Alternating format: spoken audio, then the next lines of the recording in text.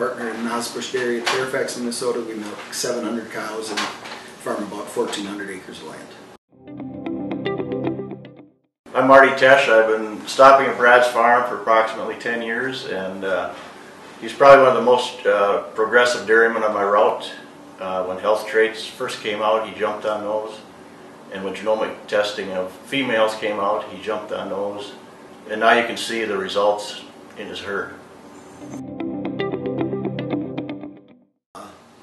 My brothers and I have two brothers, David, who does the crop and shop work, and Leroy, who takes care of the young stock, and then I take care of the feeding and genetics.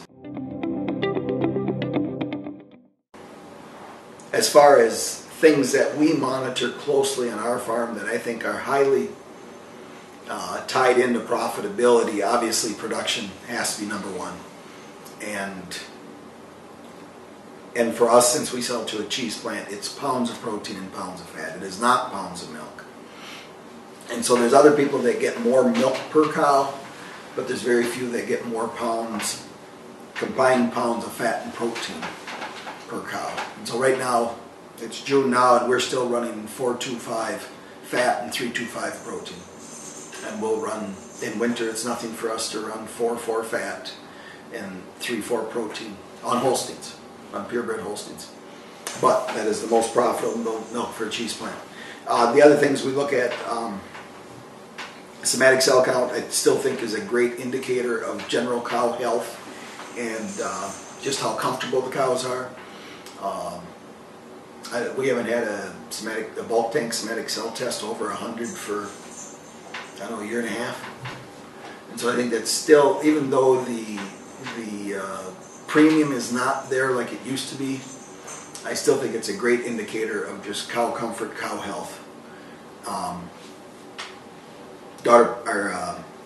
Preg rate is something that we always keep an eye on. We're usually in the mid to high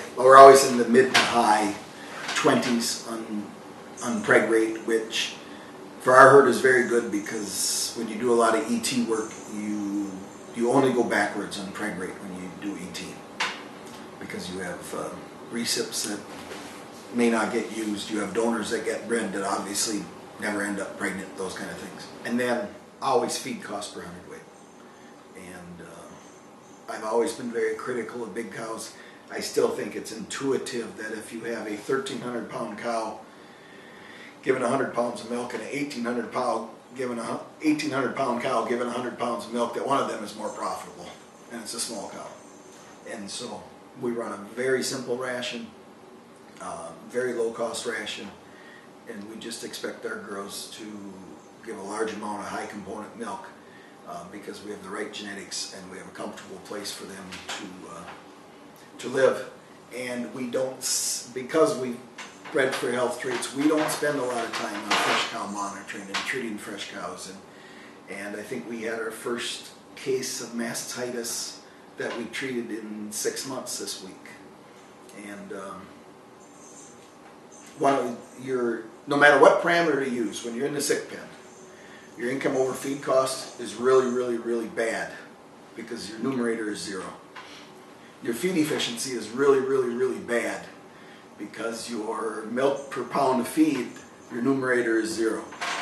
So your treated pen, no matter what efficiency ratio you're looking at, it's really, really bad. So you can't have cows in the sick pen.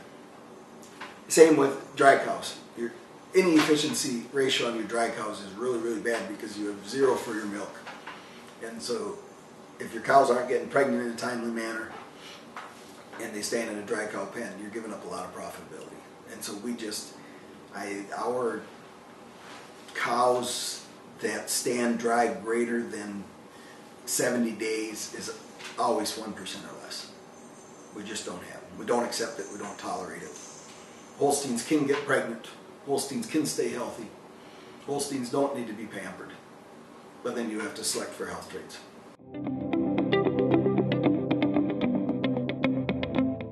If you look at the 6 bulls that I have sent to Accelerated that have been in their active lineup, they average 61 fat, 41 protein, 7.1 productive life, positive for components, 2.7 for DPR, and 0 in stature, and 1.1 on udder depth. So they're moderate-sized cows with shallow udders. I would think that large commercial herds that are looking for low-maintenance cattle that last a long time but can still produce, these will be very profitable bulls. There's a segment of the industry that has no interest in these bulls, and that's fine. But for the people who are profit-driven, want low-maintenance cattle, I think this group of bulls is a very good group of bulls. And then their health trait, their Zoetis wellness traits, they average 160, and the breed average for that is about 80. And so they do very well on mastitis resistance and lameness score and those traits.